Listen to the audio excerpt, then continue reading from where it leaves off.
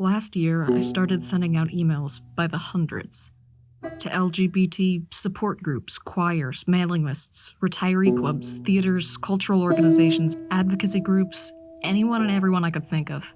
Not to mention posts on social media, too. All of them had a flyer attached. Hello, gay couples. May I virtually interview you about your relationship? If you're open to a brief Zoom call, send me an email. And then I interviewed every couple who contacted me and asked them 5 simple questions. Here they are.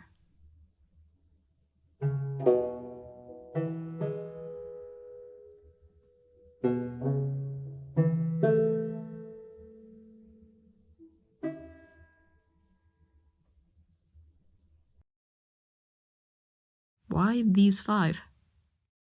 People think that the mentality of like, do what you want so long as you keep it in private is some great level of permission and that it's enough, but it is so damaging to the community. It's a lot of, I attribute that sort of suppression to a lot of the hypersexualization and the abuse and the, like you said, lack of opportunity for romance.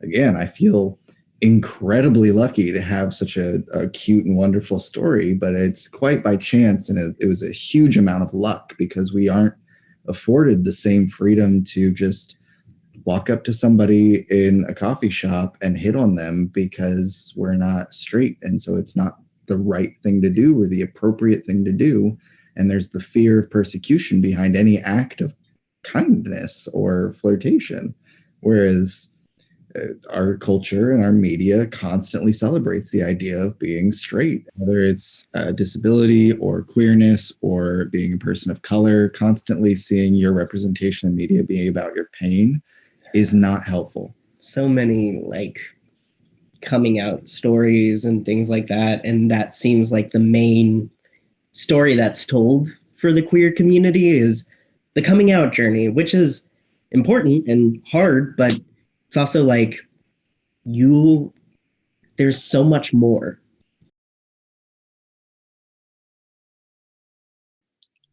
School. So yeah, we met at school. We go to Barbara Ingram School for the Arts. We met on Tinder. We met at dance team tryouts at VCU. Mm-hmm. Technically. We were in the same space. Yeah, we didn't really meet until we were at a party. Yeah. October 2nd, 2017. Yes, that was the first time I ever spoke to her. Changed my life. That's it. August. You got the month? 23rd? Ooh. August 24th. 24th. August 24th at a poker game. We got first and second, decided to split the pot at 11 at night. And that was kind of when I first said, hey, that Felix guy's pretty dope for doing that. Like, that was a good amount of money. And he was just like, Gym class? Yep. We met in gym class when we were in 7th grade in the whopping year of 1994. So that was interesting. She was quite the shy person. I just basically was bored with what I was doing at the time. So I spun around and said, "Hi, what's your name?" And she said, "Samantha." And I was like, "Huh, that's my dog's name." And that's where it started. We met at a Halloween party. Yeah, no, our actual meet cute. Right. We met a couple of times before the meet cute, and they actually like thought that I was no fun because I was in an abusive relationship and I was like not allowed to have any fun. She was, not gonna lie, she was kind of super bitchy when I was a huge bitch, but it was because I was miserable in a bad relationship. Yeah.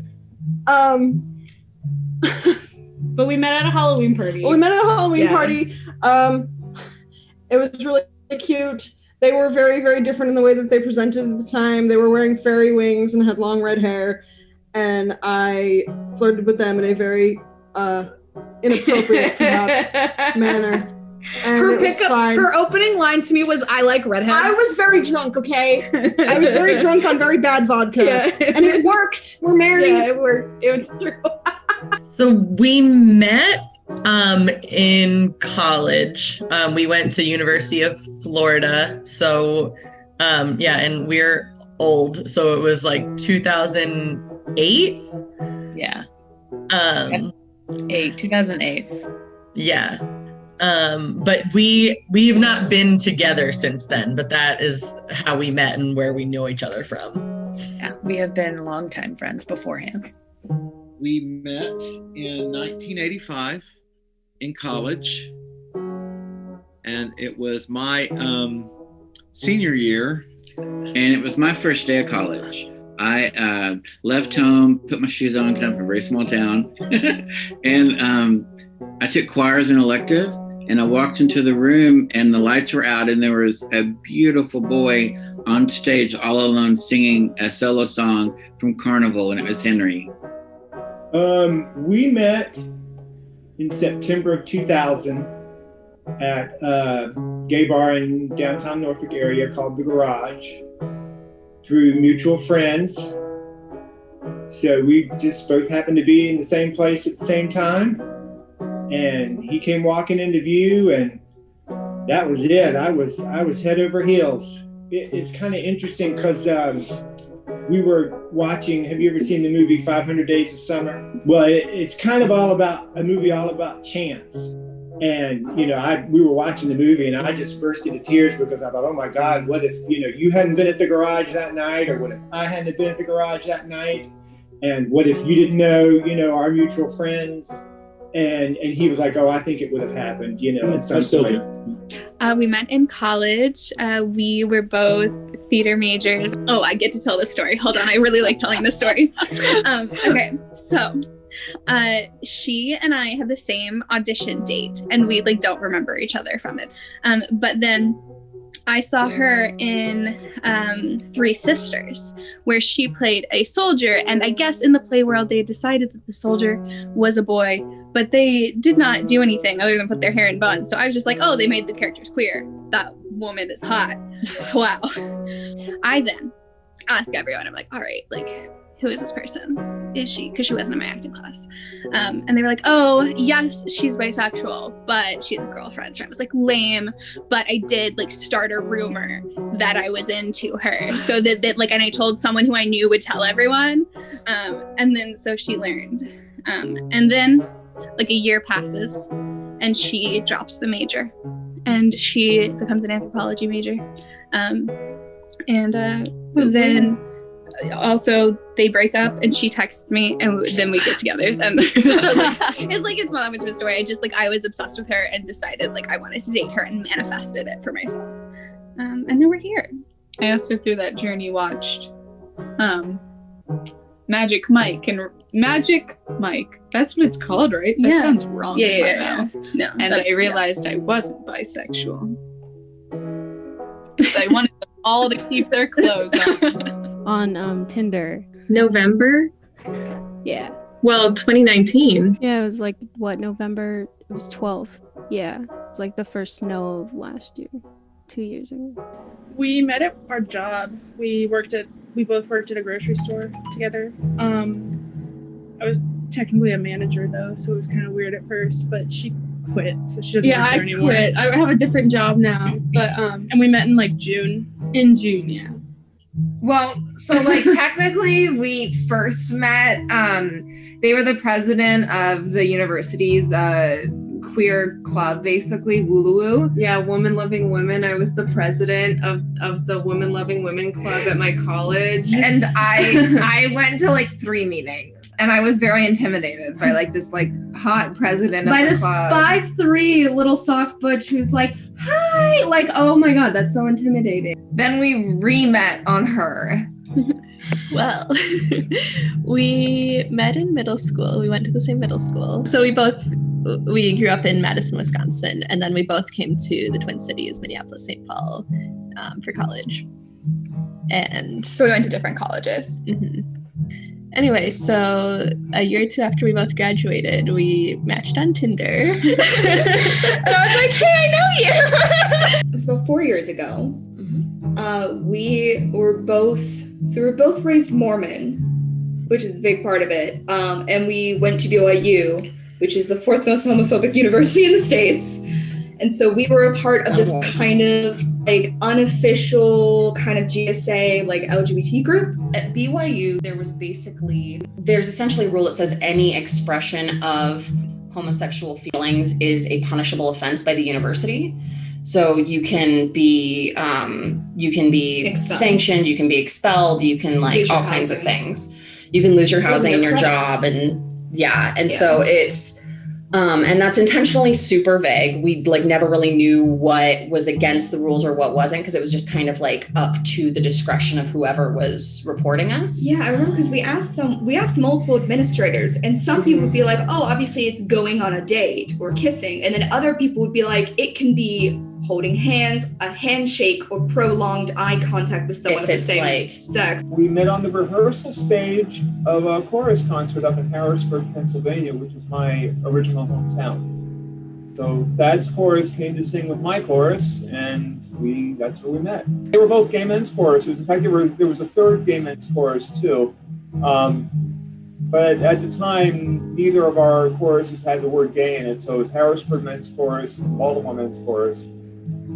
Harrisburg has since added the term gay to their, or gay men's to their title, but Baltimore still is Baltimore Men's Chorus. We met on Tinder, actually. I thirst followed Simon on TikTok.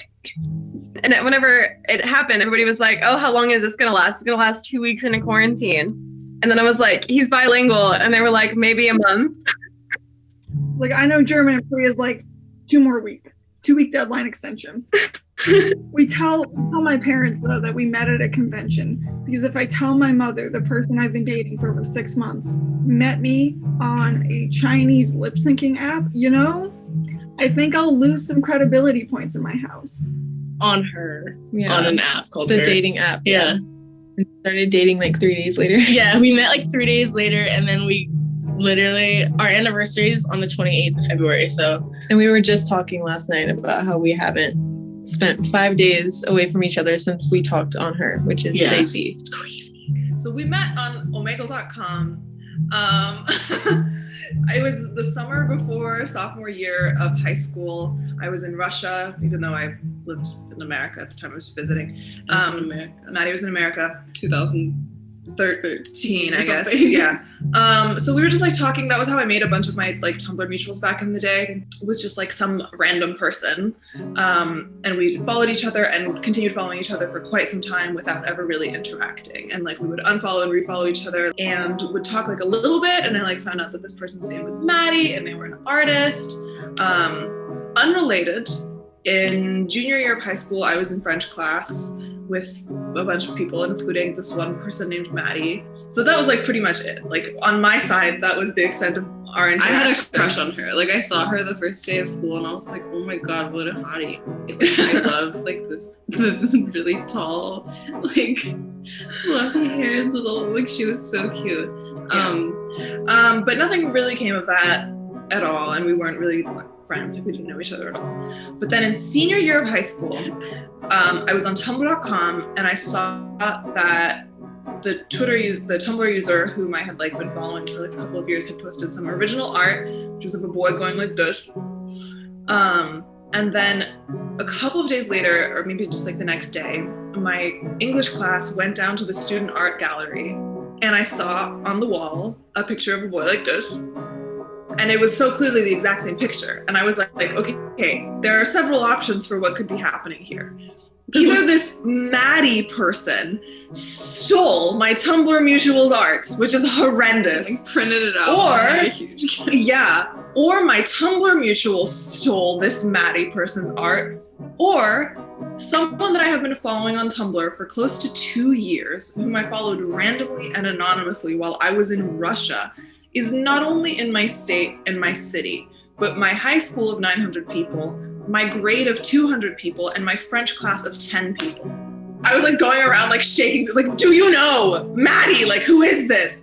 So yeah, I messaged her like screaming. I was like, this is super weird, but we literally go to the same high school. And then yeah, we just like started talking, and we talked pretty much like nonstop that whole school year.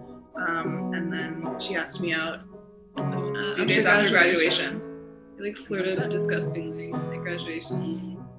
So that's the story. Now we have a child. We met, it was October of 2017. Wow. Yeah. I started working at a restaurant called Kindred. Pretty cute story, if I do say so myself. He was a server and I was primarily a food runner, but I started working behind the bar. And I had seen him a couple of times and I wasn't sure like what his deal was, but I was kind of interested. And so like I was like just awkward from afar. And I don't know, I feel like we were kind of the same. Oh, well, I'm just awkward in general. And so the like inciting moment, honestly, I was wearing the pink hat. This hat. And our hostess, her name was Val, she stole it off of me and popped it on her head. It's like, it's yours now. And Lucas came up to the bar a couple minutes later and was like, where'd your cute hat go? And I was like, Val's wearing it, but it's okay. She looks better in it than I do. And he was like, that's debatable. Smoothest I've ever said. Pretty much. And I'm not used to being flirted with in organic settings. You know, queer culture is usually like sex leads to a date sometimes. So I was used to more crass behavior, and that was so sweet and cute that I got so flustered I just turned pink and ducked under the bar. And he thought, oh crap, I just flirted with this straight guy. And he's like, I was like, all right, well, yes, this is going nowhere. Right. So a couple of days later, I was food running and he was serving, and it was a lunch shift, and I really wanted to like chat with him afterwards and just like get to know him a little bit better. And so I was trying to like keep an eye on when he was off, and then like he disappeared, and I ran up to one of my managers. I was like, do you know where Lucas went? And they were like, yeah, he just clocked out. And I was like, and I like rushed to finish my last like closing duty and like clocked out and sprinted down the street 2 blocks, just like arms pinwheeling after him and his friend the Emma. Tom Cruise run. The Tom Cruise run. And I like shouted for him, and he and his friend turned around and were like, yeah, what's up? And I was like, could I get a ride home? I mean, I like lived less than a mile away. To get to him, I'd gotten halfway between work and home, but I was still wanted a ride. And so he said yes, and we ended up sitting in his car for like half an hour and talking, and that led to a date where we went to see The Darkest Hour, the most romantic movie possible. It's a biopic about World War II Winston Churchill. Yeah. And I'm so sexy. And this is like my first date with a guy, so I'm like, let's go see Darkest Hour. And that's how we started dating. We'll stop there for now.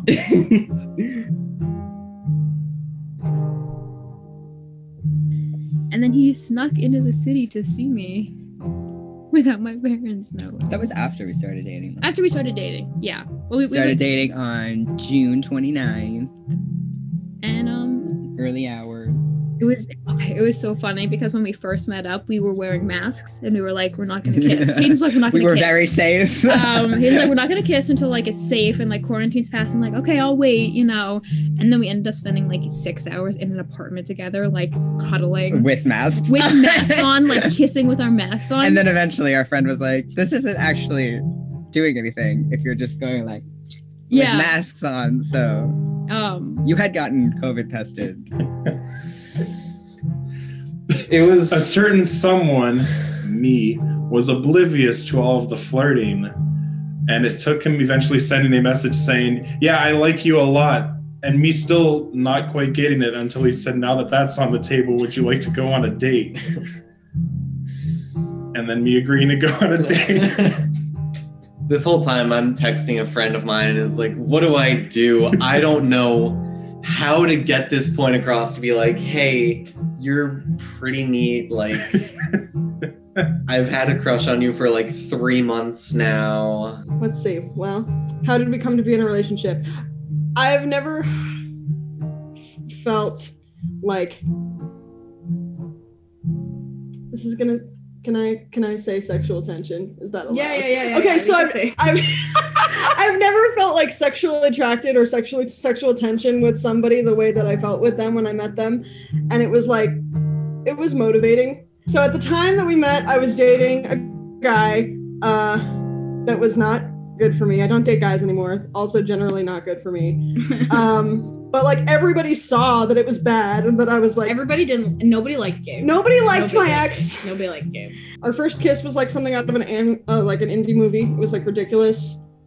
Like they literally pulled back from it and they were like, I had to do it before I lost my nerve. Yeah, I did say that. It was like, there were like, I'm so annoyed about it. String lights and everything. Like it was ridiculous. It was dead ass something out of like, I don't know. It was great. It was stupid. It was probably the greatest thing that's ever happened. I hate it. She's like, it's the greatest thing that's ever happened. And I'm like, I hate it. It's so dumb. I hate it. It's so dumb. I can't believe I did that.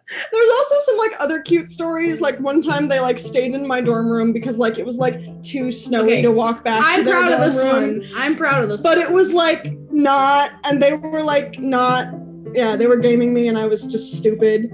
And they're like laying there in my like long twin bed being like, I just need to wrap my legs around something while I sleep. It's a comfort thing. And I'm just like, okay.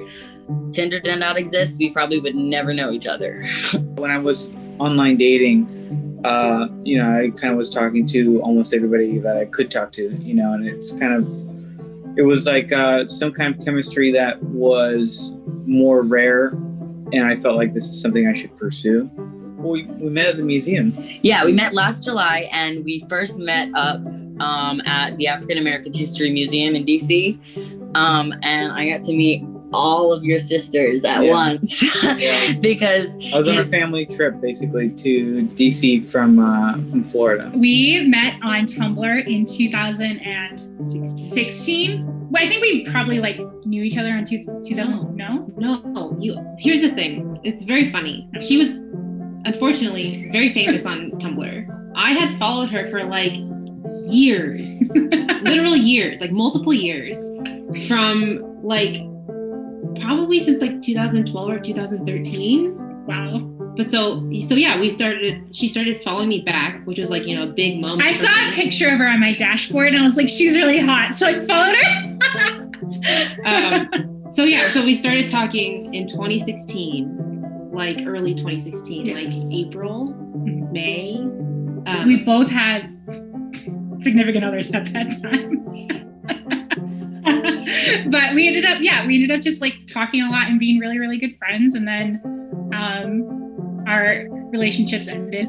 Our relationships ending and us getting together happened in the span of like 2 days. We're very close together, yeah. But so I was working for like a political campaign. Like I was working to get a prop on the Arizona ballots for November 2016. I was like trapped in this office with like 3 other like young, like college age political activist type people, and like literally just texting her like the whole time, like every day. I like go off to the bathroom, like take a selfie, and be like, look at my outfit for today.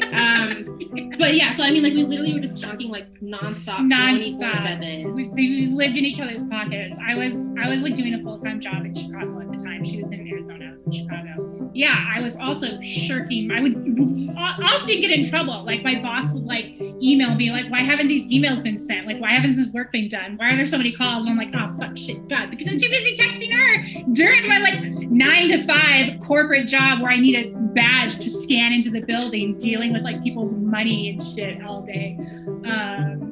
Hope Melvina never sees this. But yeah, so and it was very funny because I feel like it's like such like a stereotypical like lesbian beginnings where like the way that like female friendships are like very affectionate often, where we like text and be like, oh my god, I love you, heart emoji, kiss emoji, oh my god, you're like my favorite person, and like both of us being like, is this like a friend thing or is it like a not friend thing? And that went on I mean, like, honestly, I think only like about 2 months before. Yeah, before we broke it. Well, no, I remember I did call her at one point. I remember calling you. Remember when I called you and I was like weeping? And I was like, I'm in love with you. Do you remember that? It was so fun. And we still weren't together at that point. I was like, is it okay if I'm in love with you weeping? And she was like, yeah, me too. Wait, I'll tell that one. Okay, so Sick is not nervous, but maybe not confrontational. I don't know. Sick would never ever have asked me, right? Because Sick is so sweet. So we started off as like friends with benefits, basically. And I don't know. I think this is really cute. So at one point I was like, oh my gosh, this is bad. I think I like Sick. Like I have to tell Sick right away. We can't like keep going as just friends with benefits. And we lived together already as roommates. So I was like, oh my God, this is so messy of me. Oh God. And so I told Sick, and Sick I was like, I have like baby feelings. Like, I don't know what to do. And Sick was like, I'm not going to say I don't have like the same feelings. And I was like, this is too much. So it was just, yeah, we went from there and just got to know each other more. We just like hung out a lot. From the very first time I saw him, I thought I knew him. In fact, I kept staring at him because I'm like, I know you from somewhere. I don't know where I know you from, but you look so familiar. He just looked very familiar to me. There was something very familiar about him. And of course, we were together at a time when it wasn't, guys didn't date, and we were in a very small town at a college, a very small college, and so being gay and being out wasn't even possible, and we'd have been killed, and. But we kind of ran in the same circles within the theater groups, and we kept being thrown together. And I think the first deal was that show that he's talking about, he ended up being my dresser. And so for about a month before the show opened, we would stand in back because there were no costumes yet. We were just in rehearsals. And so it would give us a chance to talk while we were off stage, and we would talk. And then we happened to be at a party, and we ended up being in a dark room, and we kissed, and then we left the party. And we, other than the kind of the rockiness of kind of trying to figure out the whole gay thing, because I'd been with lots of women, and I was with lots of women to prove that I wasn't gay, and but I just was so drawn to him. We pretty much were together for the most part. It's like every chance we could kind of steal away, we stole away, and then we left. When I left school, we moved to Dallas together. I think it was about a month after we were seeing each other. It was New Year's Eve, and she was working. She works night shift, and I drove up to her hospital. I tried to take as many like selfies at home because I knew that she would be like, oh, let me see you. What are you doing? Because that's what we would always do. Like, let me see you. Because we were long distance. So like, I miss your face. And so, and I didn't want her to know that I was driving out there. So I drove out there, and right before midnight, I asked her if she was going to be taking a break and if she could come downstairs. And I told her that I couldn't imagine starting the year without her by my side, and that I was falling in love with her. I elbowed rather sharply our friend Howard in the ribs and said, introduce me now, which was not my normal MO, because, if I saw guys that, I was attracted to in a bar, I would just sit there and kind of pine from afar. He took me over and he said, Joe, this is my friend Joe. He wanted to meet you. And so, we started talking, and I said, well, what do you do for a living? He says, well, I'm unemployed. At the time, my life was about as much of a train wreck as it ever been. It just was in shambles. And he stuck around, I guess would be one of the things. He stuck around. And, you would think pushing my little shopping carts of disaster around that everybody would run for the hills if they had a brain there, and he stuck around. But I didn't let that, I was just like, kind of brushed it, off because, I thought, I just knew in an instant that, I just had to spend the rest of my life with him. And literally, I just knew it. And so, I thought I'm not going to let something like that, come in between us. And so we talked, most of the evening. I called him up. Was it the next week? And I think it was Monday. Okay, I called him 5:01 when you got in the car.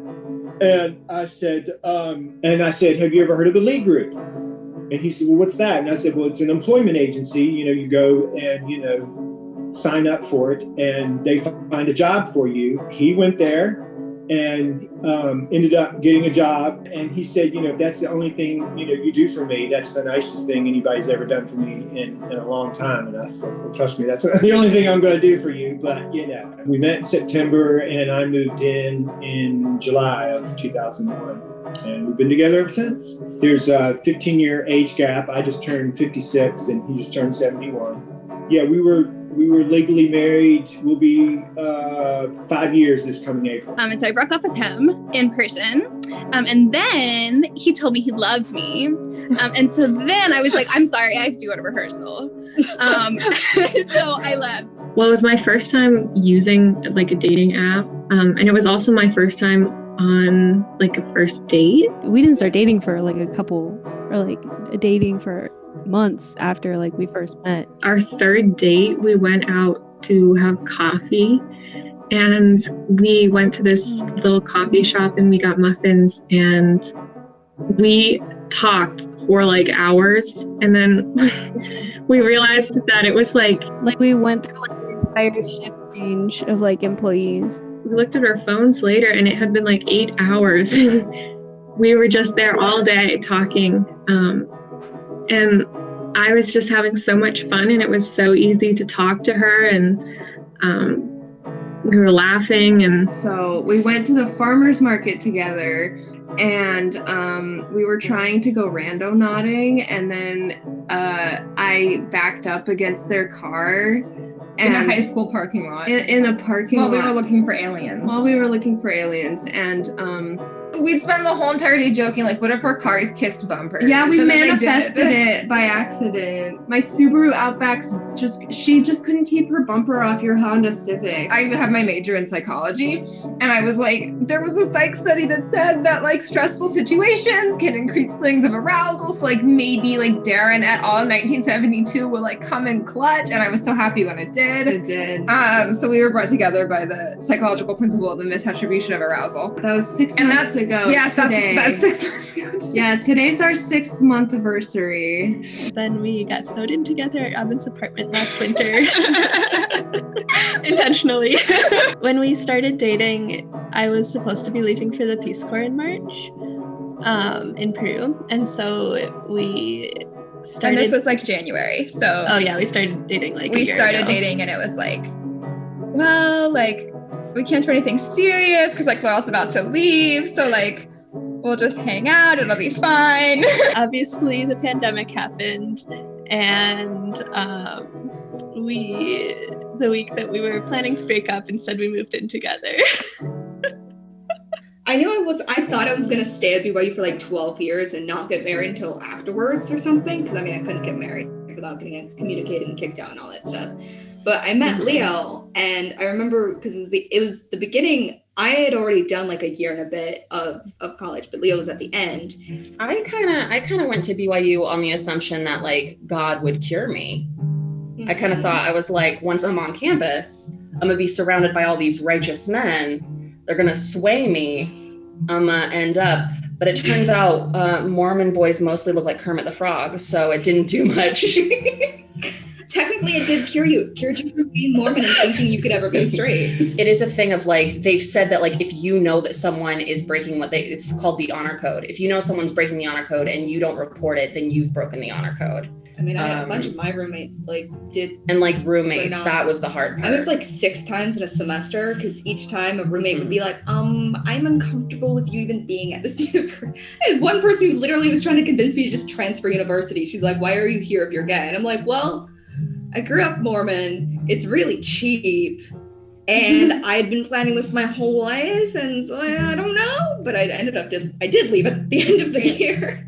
But no, I also just kept getting reported, because that was the thing, because I've looked like this for like years. So I would get reported anytime I talked to a woman. It was awful. But especially with Case, like, even though most of the time we were very much like, I think we did homework together in a hallway, like so that everyone could see nothing was going on. Like laptops both in between us. And we would still have people like, I was asked to leave apartments because they felt uncomfortable with me being there and all that fun stuff. Yeah. And so after a while, I was kind of getting tired of like getting in trouble for something that I was trying really hard not to do.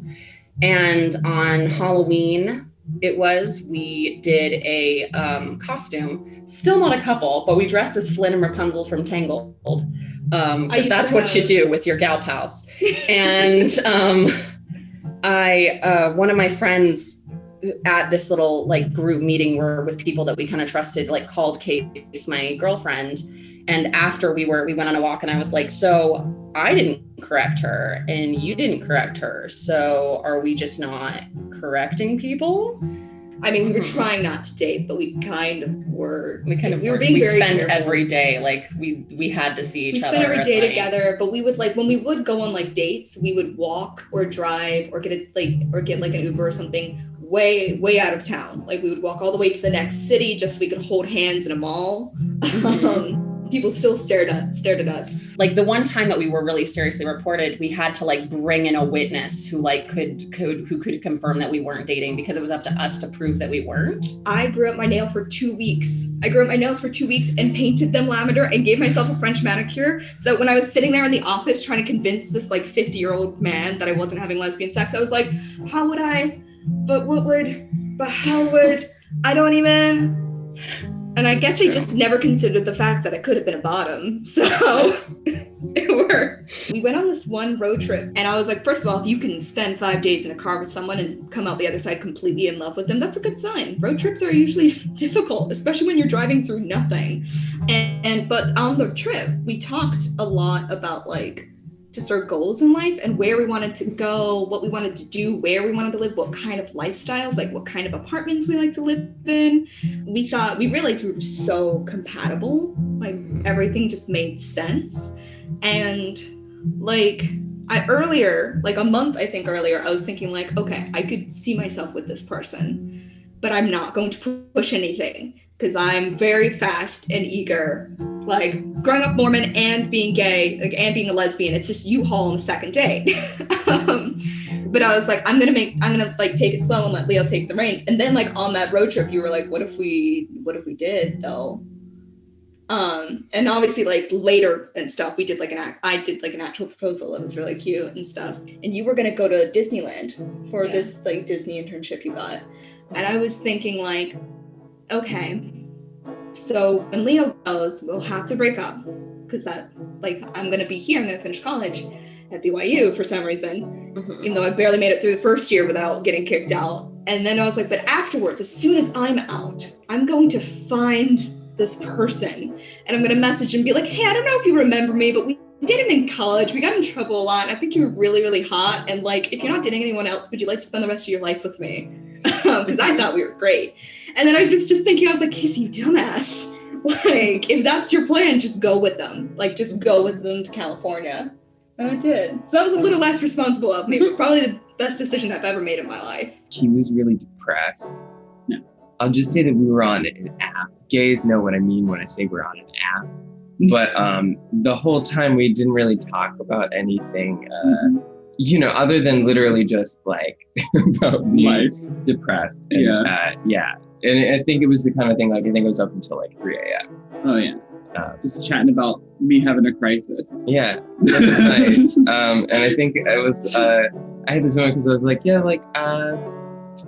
don't feel like, not pressured, but like sort of like, it just randomly sort of stumbled onto some nice conversation. It was good. We liked each other right away. I mean, we spent time together at the concert and the rehearsals and all that stuff. And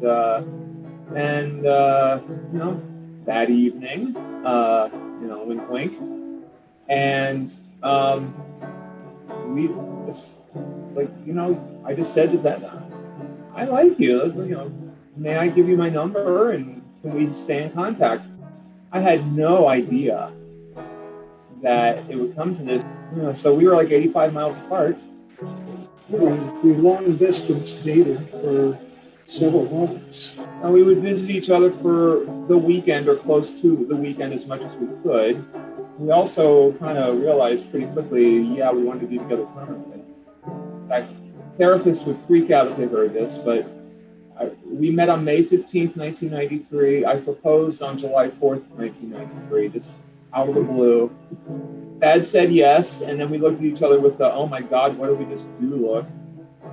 And we also realized we would need to take more time to know each other, but the eventual goal was to be together. And so that next March in 1994, I moved to Baltimore.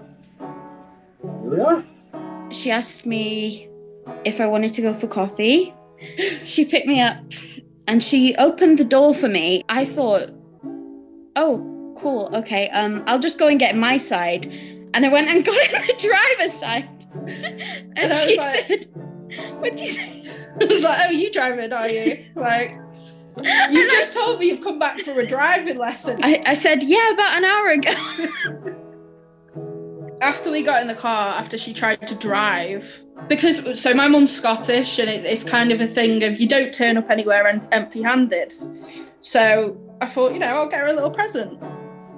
So I handed her these box of chocolates that are called roses. And I was like, I thought I'd get you some roses, but then I thought, oh God, what if she's lactose intolerant? And she goes, well, I am. And I was like, oh, geez, good, it's a good job I got you some flowers. And then I went, well, if you've got a hay fever, then, I'm screwed. And she goes, yeah, I've got hay fever. After the first date, I dropped you off at home. Yeah. And you kissed me and you got out of the car and you went into your house, and then I got a text saying, I'm not ready for a relationship. And I was like, are you kidding me? I was like, that was the best first date that I have ever had. And then you text me and go, actually, can we be friends? So I was like, yeah, sure, cool, whatever. That lasted all of about a week.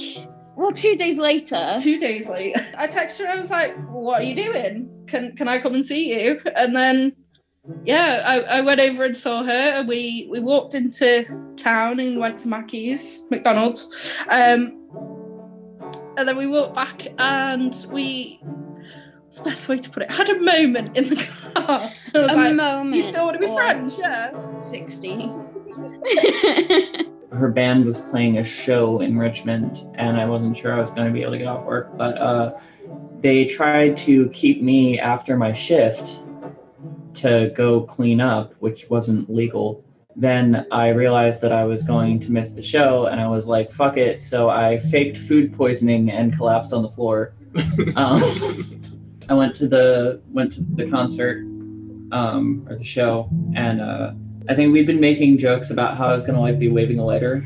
So I kind of walked in and it was dark, and she hadn't seen me yet. So I pulled out my phone flashlight and started going And that's when that was when I first saw her, or barely saw her. Through talking and through music, I think. Oh yeah. Was the main thing where I was like, yes, I finally found someone who actually has the same taste. Mm-hmm. But it's funny because we have different tastes at the same time. No, oh my God, okay. I remember when I first hung out with her, she was playing A Tribe Called Quest, and it's my favorite. And I texted my mom, my sister was like, she likes A Tribe Called Quest. It's meant to be. Yeah. She was she knew every word, and she had the album in her car. We were both working at a really shitty job at a brewery, and right when they walked in the door, it was like, oh my God, I immediately had a crush on them, which was really funny because I'm not usually like that. This, by the way, to me was so off the wall. I had just come from a job in the Fan where one of the girls went to her boss and told her that I was making her feel uncomfortable. And I didn't even know who she was. I think I remembered introducing myself to her, but it was just the mask energy, and the lesbianism, really freaked her out.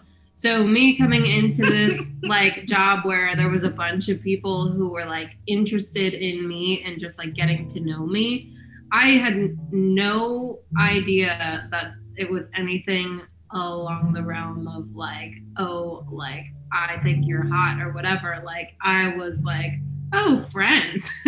We went on that date, and then I had like a date at my house, which was funny because at the time we didn't have any couches, so it was like awkward trying to cuddle in a chair. We made it work. Lucas comes from a very strong family unit, and so after 2 weeks of clunky dates, he was like, "You have to meet my family now." And I have a much different like history than he does. I was his first everything, and I've kind of been through it too many times. My parents were very like strict about certain things at the time, and so they were like, you can't like go on a date or see him again or hang out with him until we meet him. So Devout Republican Christians. Yep. And I met his parents, and I thought it went kind of well. I only slipped a goddamn in twice. Didn't mean to, but boy, is my tongue loose.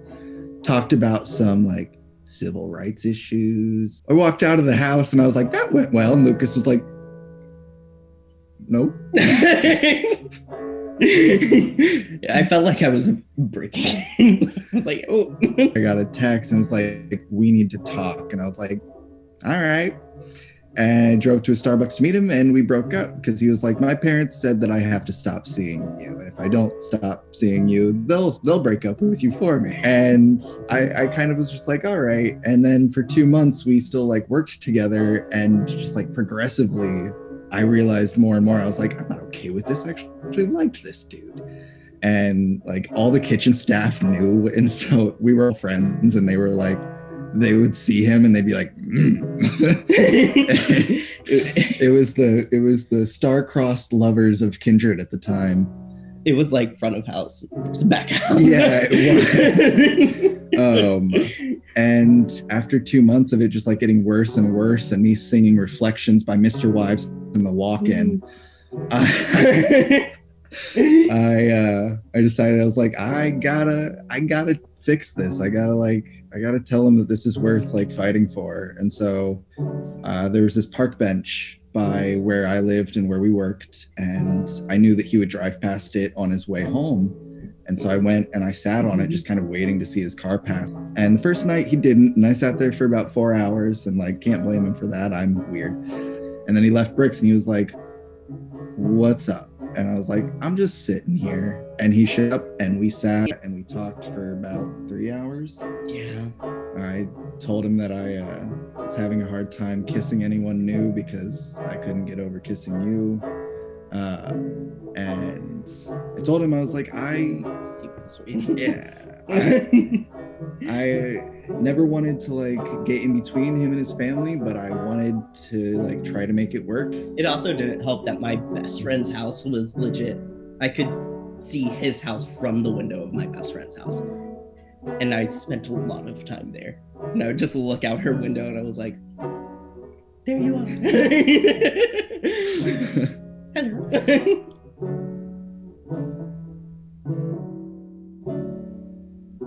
Is probably the first time we saw each other after quarantine, because we kind of just like saw each other, kind of just hugged for like 10 minutes straight. Like it was a long time. We just kind of hugged. He gave me this, he painted this for me, and it was like the first gift he ever gave me. And it was for your birthday.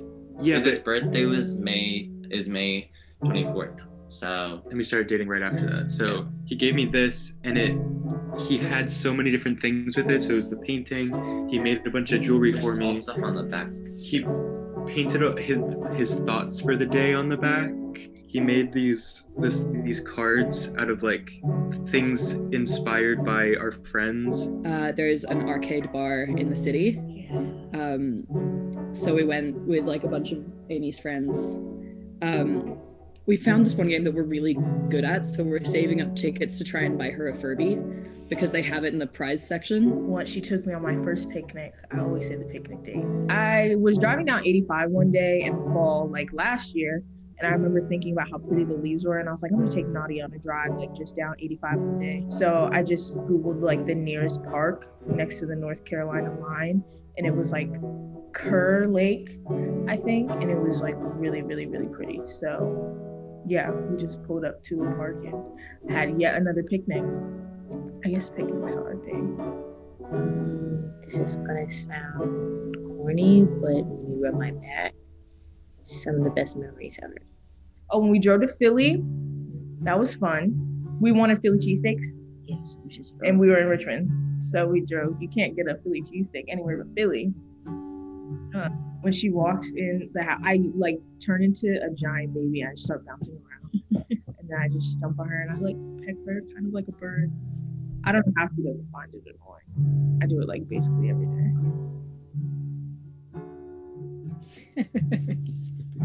Yeah, go say it. Okay, so when I first visited Alex for the first time, we were trying to be safe, so we had me like shower in like a separate like guest room bathroom, and while I was in the shower, the drain didn't work, and it's like just a shower, like no tub. It just kept filling up with water, and then like if I open this door, I am going to just flood this bathroom. Your shower doesn't work. And Alex was like, instead of like let's wait and see if it drains, Alex was like, okay, I got this.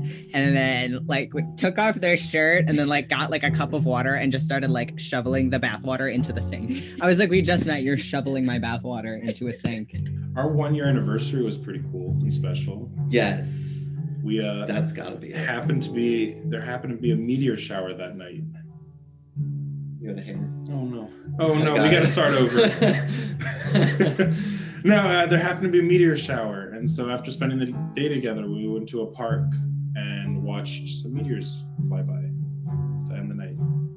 Another memory I hold kind of fond because I think it's hilarious to this day, is at New Year's, when I can't remember what brought it up, but someone mentioned birthdays and how good you were at remembering them. And you went around the room, you named everyone's birthday, and then you looked at me and you hesitated, and you said the day after it. So I'll make fun of him for getting the day we met one day off, but I got his birthday one day off, and then never made that mistake again. Nope, every time now he's right. We had come home from somewhere and had napped, and I was walking through here, and she was sitting here on the couch in front of the Christmas tree, and she asked me as I walked through, and she's like, "You've asked me 1,000 times to marry you, so I'm going to ask you, will you marry me?" So I would say would probably be my favorite, just because for as long as I can remember, I've always wanted to marry her. I knew from the moment that we met that there was something special, and I knew that she was going to be a part of my life forever. I just didn't know how. And so I just told her basically, I was just, as soon as once we were sure that we had a relationship and our relationship was solid and we knew that that's where both of us stood and all that stuff, I basically was just like, okay, I want to get married. At least a commitment ceremony, because back in the time, it wasn't legal and stuff. So it was more a commitment ceremony, anything. I wanted an anniversary, because a lot of quote unquote normal couples have anniversaries. And so that's what I wanted. And so I made up an anniversary. Okay, well, we met on this day and we met on this day, or became a couple on this day, kind of just something to celebrate, fake, totally fake, because there was no dates, it was just nothing solid, no, because we don't know when it happened and all that stuff. So it's just one of those things where I would say would probably be one of my favorite moments. We also helped somebody escape and prosecute her rapist boyfriend that lived next door in that apartment. Yeah, we helped someone escape an abusive situation together, and then like this is the only time I will ever talk to a cop ever. Yeah, was like. They were like, can you make us, you guys wrote you said you guys kept like a log of everything that you heard through the wall. And we were like, yeah. And she was like, can we like have a statement? Can we have that on like what you guys wrote? And we were like, yeah, that's. We gave them statements and we sent them the log itself. Yeah. And the cop who finally got her shit Offered together, April a job. the cop was like, do you have a legal background? And I was like, no. And she was like, do you want a job? And I was like, absolutely not. She was like, oh no. The morning that she actually finally decided to like put in a police report and like say and like be done with it was a morning that she came over and knocked on our door at like 8:30 in the morning. And the only reason that she knew that we were awake to we help had her been is because arguing. we were up early for work, but we had been having an argument, like a spat, and we were apparently being loud enough that she heard us. And you know, good came of it, I guess. And I don't remember what we were arguing about, so it wasn't important. No. But that was important, so I'm glad that it happened. This is kind of like before it all started. When we were in Seattle after Jamie and Kelly's wedding. So two of our really good friends from college got married last year, and the wedding was in Seattle. Molly and I had coordinated to come in a day early and stay a day late and just like hang out. Yeah, after the wedding happened, we went back to like main Seattle and to the neighborhood. Yeah. Explored. Yeah, we went to a bunch of like different shops and like had really good food. But the main thing was like that night we went into a gay bar that was doing karaoke, and yeah. The best kind of karaoke. The best kind. Yeah, and so yeah, we had a couple of drinks. I had enough so that I felt brave enough to do karaoke. That doesn't happen. But just like that whole time, because we were just like at the corner of the bar, just the two of us, and this is like, I'll say the catalyst of things. We hooked up later that night. She's trying to be diplomatic, but that's what happened. But like, no, it was just so fun. Like everybody there was so great, and like, yeah, it was just kind of like our energies were very much out, and it was super fun. Yeah, well, and because it was at the end of this like beautiful gay wedding weekend. After 6 months or so of this long distance relationship, where like the only thing you can ever say to somebody is, I wish I was with you right now. Yeah. You know, like you just say that like 10 million times. And then you are with them. And it's a global pandemic. So like that's the reason why we moved in together, which was like I could either be locked in with my parents forever or with my lover. And I was like, time to get in my car for 13 hours. He is a quarantine cat, so he has not been apart from us for his entire 9 months of life. So we did have to bring him on the honeymoon. And I mean, it was December, so Yeah. it was very cheap because it was freezing there. Nobody like does touristy things in Washington on the beach in December. The best part is like it was like such a terrible like school semester because we're both still in school because of like, you know, Zoom University, which is just terrible in general. So then to like just get to like leave and then do absolutely nothing. Like we didn't do anything when we were in Washington. Like we didn't, you know, go and see the sights because it's a pandemic. So we just stayed in the cabin for like the whole Oh, and it was so week. nice. And then when we were in the cabin, he just like luxuriated. He was like laying all over. We had a fire stove, and so we would turn that on for like warmth, and he would just like sprawl out and luxuriate. My fondest memories of you are on that first road trip, of course.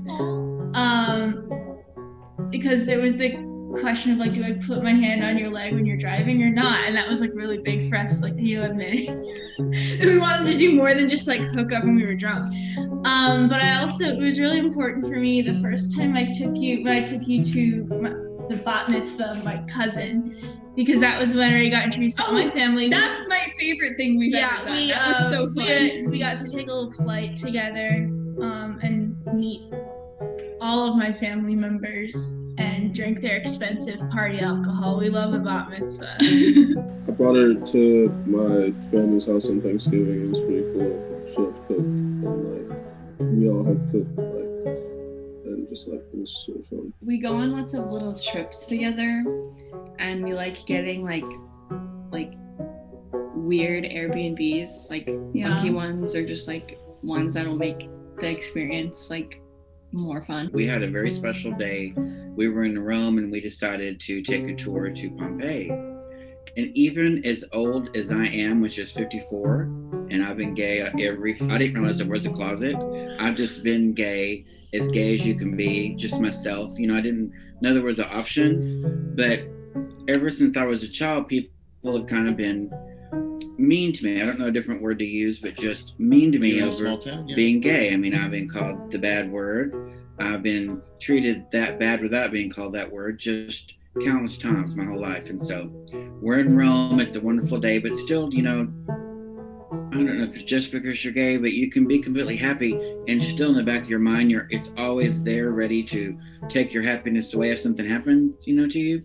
So we get there early and I see the people walking up to get on this bus, and it's just a tour bus. And they all look different. None of them look like us, none of them. And I'm not saying it in a judgmental way. I'm saying it in these look like the people that could make my day bad if something happens.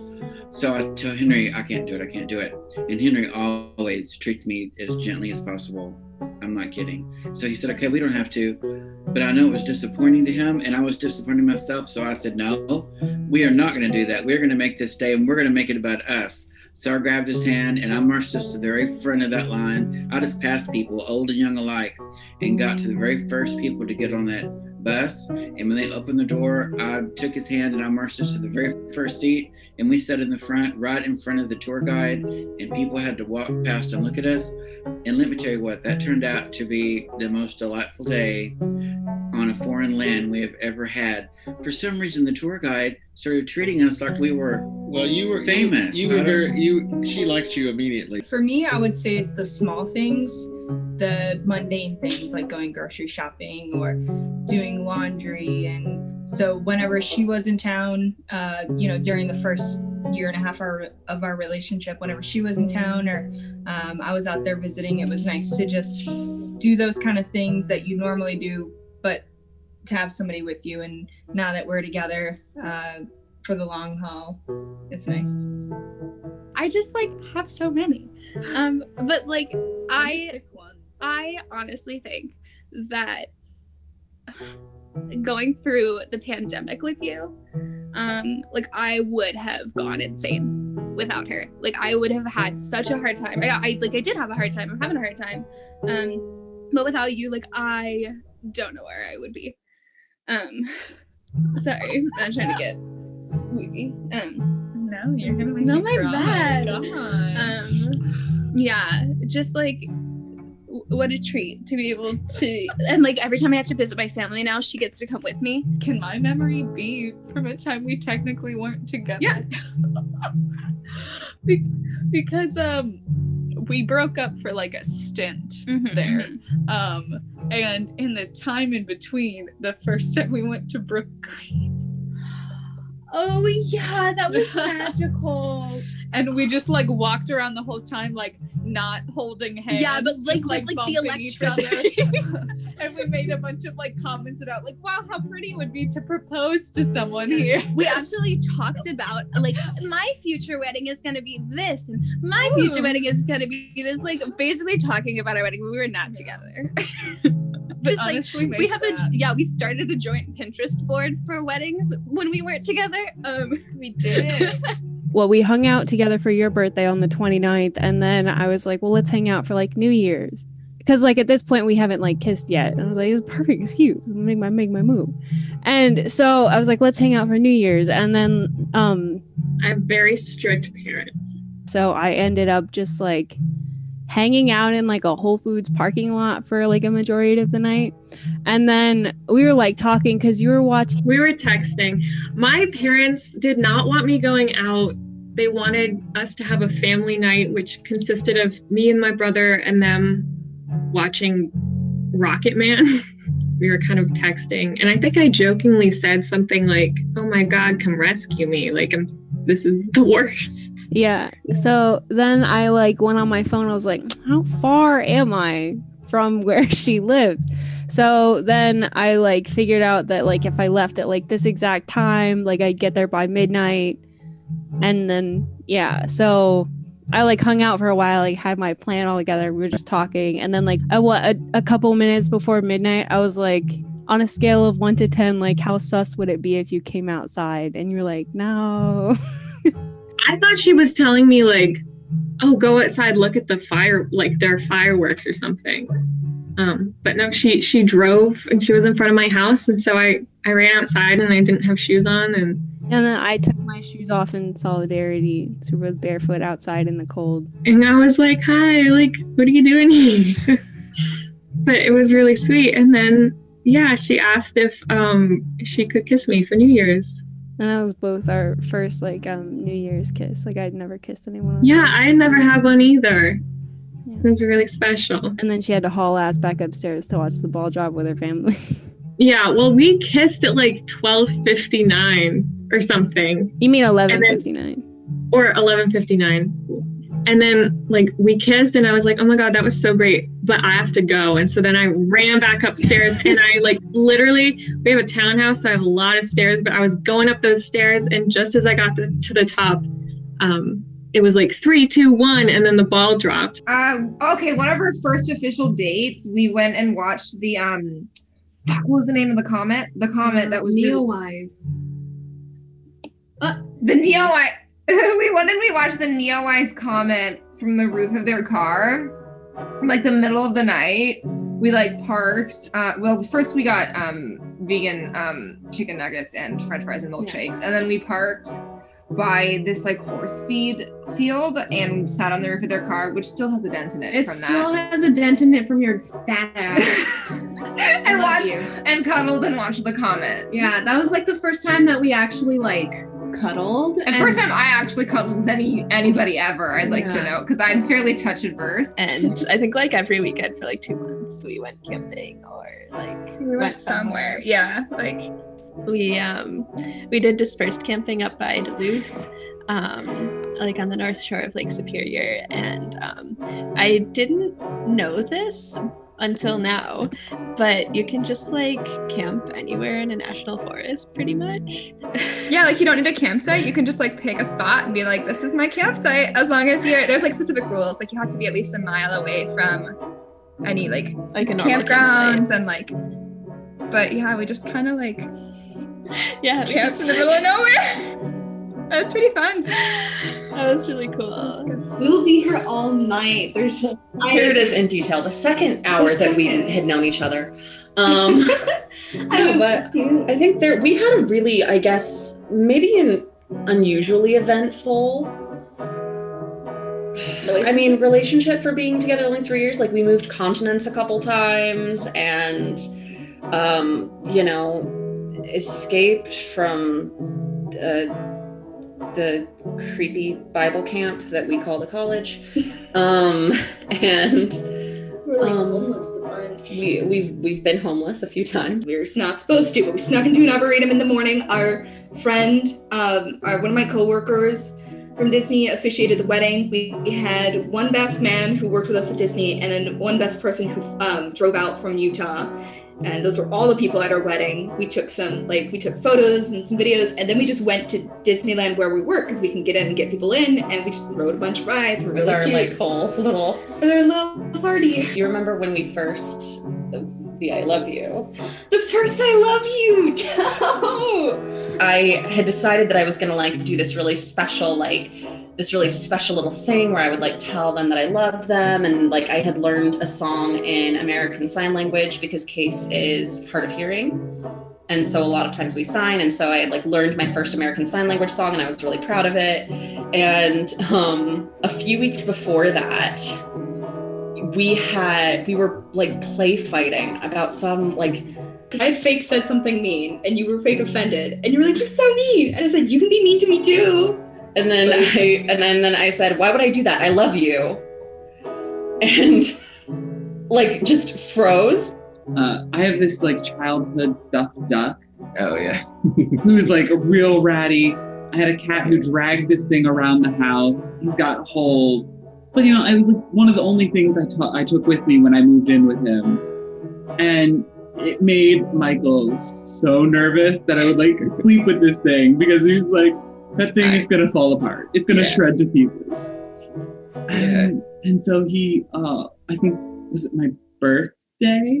The first one. He got me somehow, I don't know how he did it. He found the exact same duck, stuffed duck, online in like 1993 or whatever. Yeah. And then since then, he has just been giving me ducks, and it is so sweet. Yeah, and that's actually, I mean, that, like, I know that sounds really lame for me to say that that's also my favorite memory, but I think it's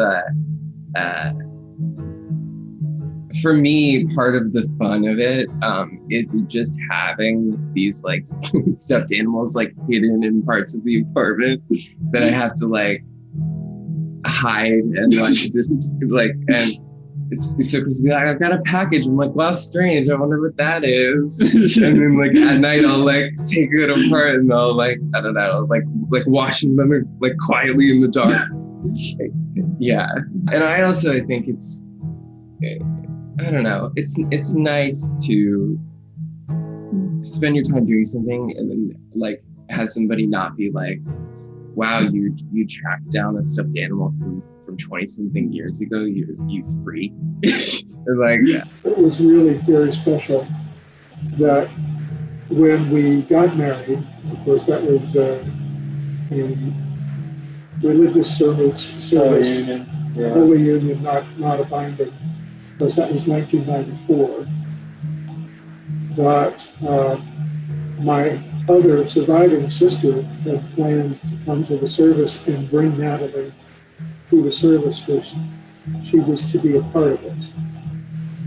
And my sister got very, very ill that day and couldn't make it. And my mother, who was not married to a child, said, you can't let Natalie not go. So she drove up to Harrisburg to bring Natalie. Afterwards said that she was glad that she had attended. So that whole experience at that day was one little special thing after the You meeting my nieces and nephews for the first time. Yeah. So she met my niece, and she's a very shy girl. She was about 18 months old when this happened. And Moz picked her up. No, I picked her up. And Moz started taking her feet and sort of going pew into her face with him. And she thought it was the funniest thing. And it got her out of her shell a bit around Moz. Yeah. Just getting to spend time in our first home together, our first proper Christmas together. It's been lovely, to be honest. Yeah. And obviously making Christmas dinner with you that was something. We nearly got divorced. We nearly got divorced. She tried to burn my mum's house down. I did not. She didn't put enough oil in the roast potato pan, and that didn't end very well, did it? No. I put there was plenty of butter in there. Yeah, but butter burns. Oil doesn't. You burn. The moment when she proposed to me, and I memorialized it in a song title, the cross street name. It's Birch Park.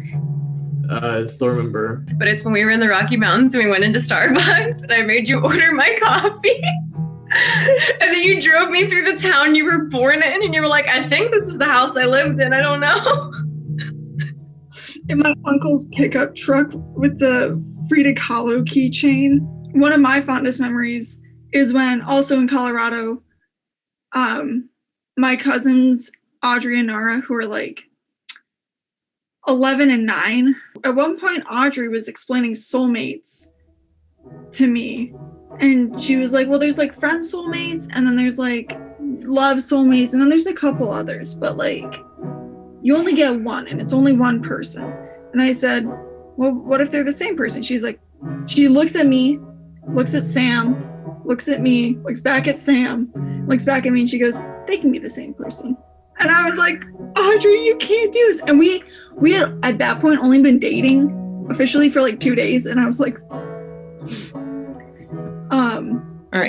this one anniversary we had the one when we went to San Francisco, and it was very memorable because we like ran into like a lot of problems. Like I came straight from work and like we rushed there, and it was very we got there super late. It was like very creepy vibes, but like besides that, it was just like the best night ever, and it was just really nice to like get away.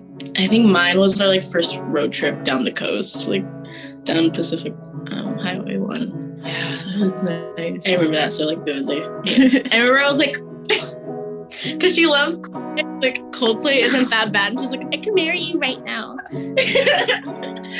So bad.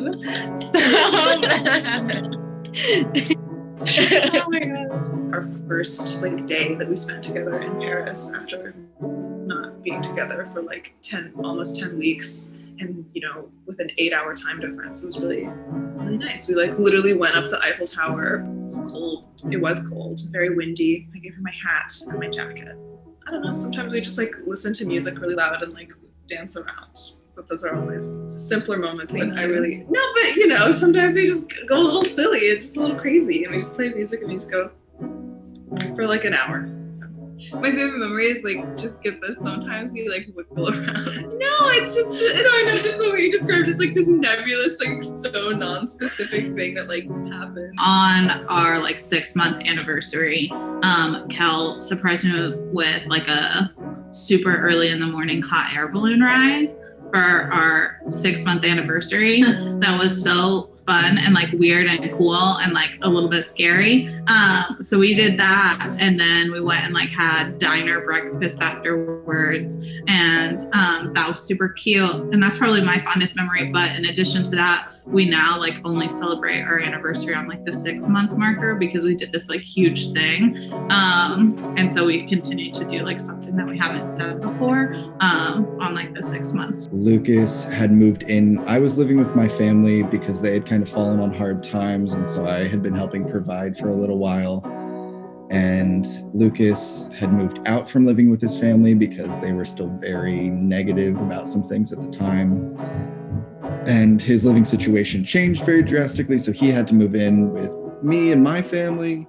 And then my family fell on harder times and we got evicted from our home.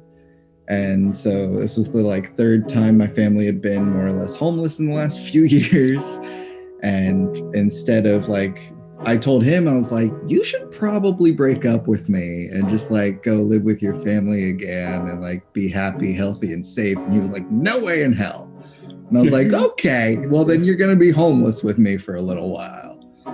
And so instead of like sticking with my family that time, I like talked to my mother and I was like, I can't keep doing this pattern with you. I got to break off. And she was like very understanding and appreciated everything we had gone through. And we're still on great terms and everything. But Lucas and I decided to like focus on our unit. And so we were stressed, and it wasn't the first time I had been homeless, but it was the first time he had. So I was like, it's fine. We'll camp and we'll sleep in the car. And like, we've got each other. This is the first time I've been homeless with a car. This is golden. Right. And so I was like, we got nowhere to be. Let's go on vacation. And so we drove to Charleston to like have a long weekend and just try to like make the best of a really trite situation. And we got a cot that was about 1.5 feet wide, maybe 2 feet wide. And we tried to both sleep on that thing. And that was miserable. But like through all this like terrible, terrible time where I was like, all right, my life has hit the fan as it usually does every 2 years or so. So this is the part where you turn tail and run. And he was like, no way in hell. We're going to get through this. And so we camped and it was freezing and we barely slept on this crappy cot. But the whole time we were like smiling and enjoying each other and smoking and eating campfire food that was like wrapped in frozen food, wrapped in tinfoil and just like thrown into the fire. And we went and saw the beach and just like it was one of those really like great moments that showed me that like I've known how to like take the bad and make something good out of it for a while, but I've usually had to do that kind of on my own. And so to know that I had a partner who was willing to go through that with me and just like keep the spirits up and enjoy the ride wherever it took us was something wholly new that I had never really experienced before. I think one of my favorite memories that we had together was genuinely our first vacation together. It made me realize how much I enjoyed exploring the world with someone else. And it was just a lot of fun to travel around and see new sights and go to Pinball Museum, and someone that I could build solid memories with that I know I'll share for a long, long time and cherish.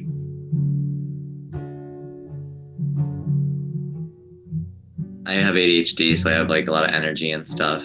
And so, not so much at the beginning, but now he has sort of a way of just calming me down that makes me feel very good. And it's just like, you know, but also just the way he talks to people, like the way he talks to like our friends and stuff. And then like that he's always there for all his friends. I don't know. I was gonna say pretty much the same thing, but the other way, that because I'm pretty like mellow most of the time, and I remember one of the first things I did when I was like flirting with him is I had a thing for a while where I would just finger spell like in ASL my thoughts just to sort of get them out when I couldn't talk. And I finger spelled my type is boys with ADHD. And he was like, what are you saying? And I was like, oh, I'll tell you eventually. And so I guess that it's sort of pretty much what he said, but the opposite. And also his eyes, they're bright blue, if you can't tell. I like just like how like accepting you are of things. Like I'll just Thank like you, it's all the therapy. Yeah, I know. Like I'll just like mention something, you'll be like, yep, that's okay, that's chill. And like, you know, occasionally will be like, you know, that's like not okay.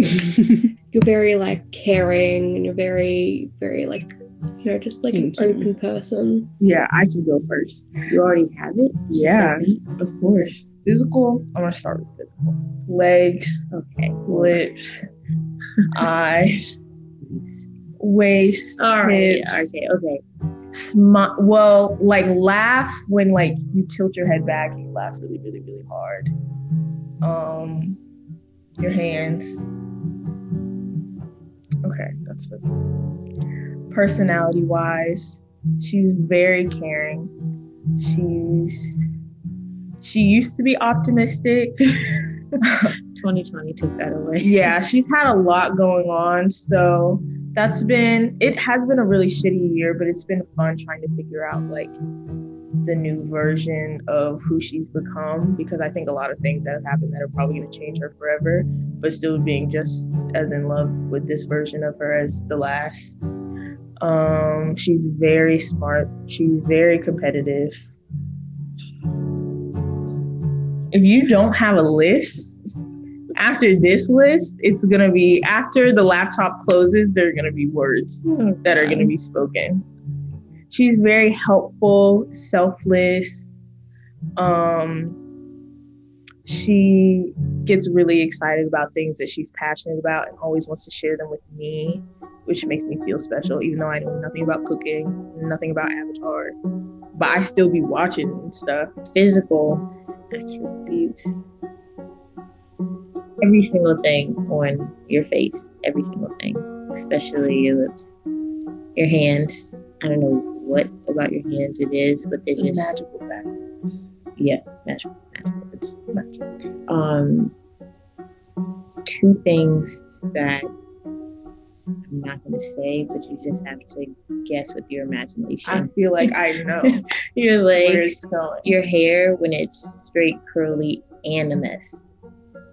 And your glasses, because they are very much a part of you. I love that you let me be whatever version that I have to be. be. Like, you are so accepting of everything, even when life is just terrible. You're just like feeling hope to hang on to something. You have pretty good fashion. I'm gonna give it to you. Oh my God. You know how to make a house a home. And it's really hard to live in a house that does not feel like a home. So thank you. You're very sweet. But you also have an attitude, but I kind of like that. So it's the way you said that so fast and you tried to really get it out without a reaction. You care about not only like how I feel, but how my body feels. Like, you always are looking out for me when my stomach hurts. And when like I have a headache or something, you're making sure like not just like my mental health is okay, but like physical health is always okay too. You're really smart, like really smart, and you don't ever see how smart you are. It's really good. My favorite thing. Yeah. You're allowed to make fun of me. I made fun of you. I'm gonna be soft. Alex has a very, very kind heart. And one of the first things I noticed about them when we were in like Zoom calls is that whenever somebody's like quiet, Alex like makes an effort to like ask them a question or be like hi and include them in a conversation, because they don't like anybody to feel left out, and they're very just big, huge, gushy heart. They just care so much about everybody, and sometimes it's bad, but you know. Sometimes it's bad. But it's just, you have a lot of love in your heart. And it is the sweetest thing ever. And I have always felt like my heart has been too big. So I care too much. So it's just nice finding somebody that also cares a lot. And we're both just a gushy pile of mushy gay people. Yeah, we're very soft. You start. I need to make a list. Can I give a joke answer? He's a bartender, so I get free drinks. Love you too, dear. I'll give a real answer too, just to make up for it, and that's his willingness to help in like any situation. If there's ever anything going on, not just with me, but with anyone in our friend group, he's the man to go to, because he'll just be like, "Yeah, I got it. I'm on my way. I'll help out." It's really sweet. Oh. That does. Probably how yeah how willing to go along you are is one of them. Like when I spontaneously just said, hey, do you want to go to a haunted maze or a haunted whatever it was. Yeah, neither of us are into scary things, but my one of my nephews really wanted to go, and his dad needed like a group of people. That was a good day too. That was. I'm still upset that I got more scared than he did, and he's like 12. Of the 5 people in our group, only one ever collapsed to the ground from fright, and it wasn't the 12-year-old. And he's the extrovert of the two of us. That's true. So he does all the talking, and I just stand there, smile, and say, oh, wait, can you ask for chicken fingers too? My favorite thing about Samantha, of course, is her tits. I mean, just kidding. Her, she's got a huge heart. She's a nurse. She works with labor and delivery patients. She also does bereavement for infant loss and stuff like that. And so she is very dedicated, very committed to doing her best all the time with everything. She doesn't ever go with anything half-assed, and she's compassionate.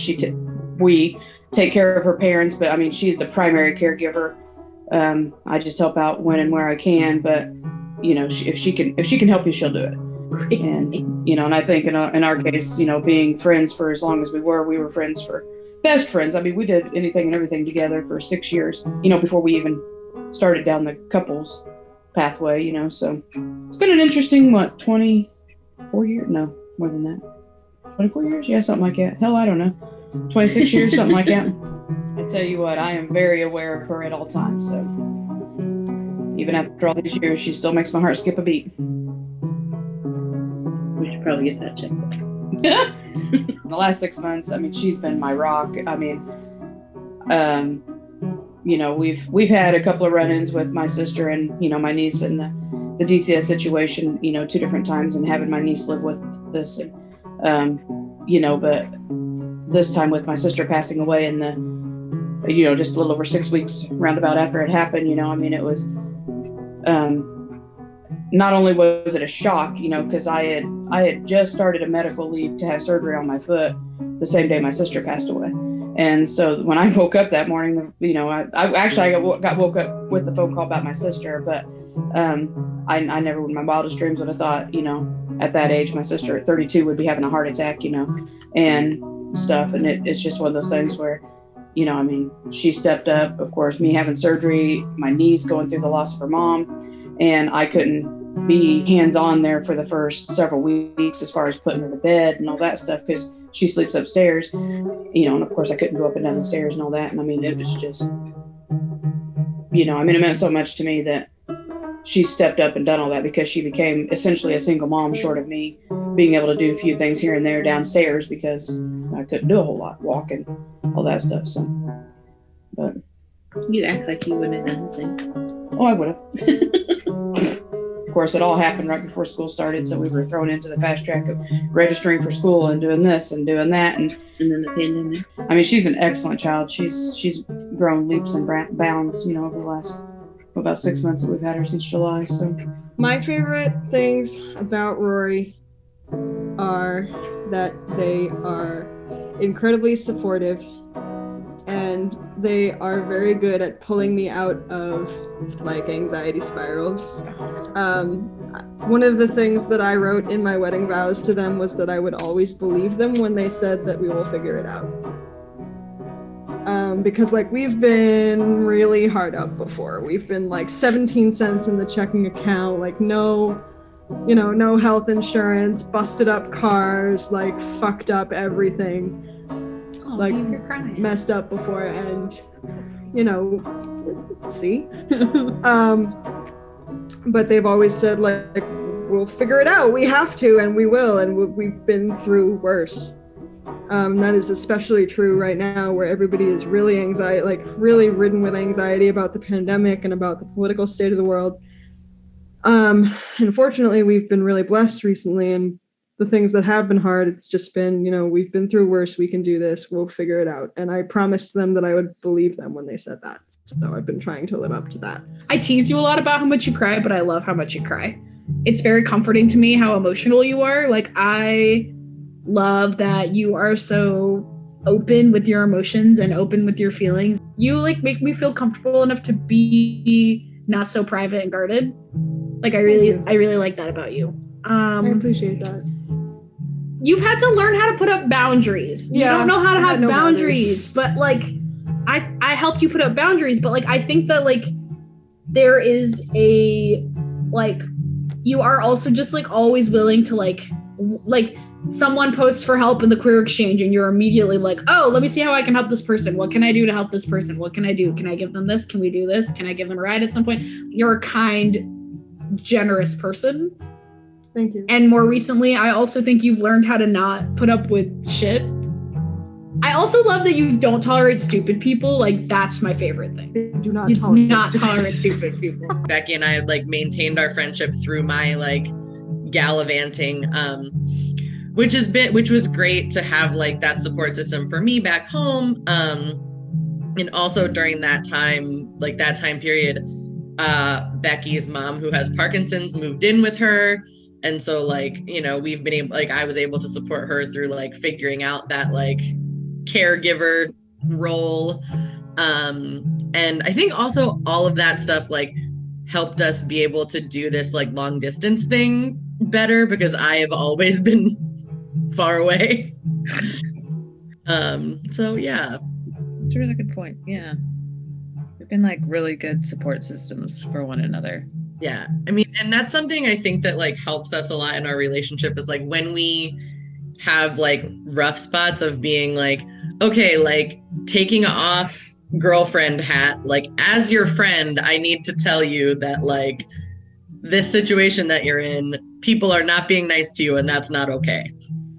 he is like a creative force, and that's something that like I'm just like a couple years older than him, but already I feel like an old tired man, and I have like no energy for anything, you know. And so the fact that like even if he's having some like a bad mental health day, like he's still like painting or building something out of clay or welding something or you know, you're going to a class to do something.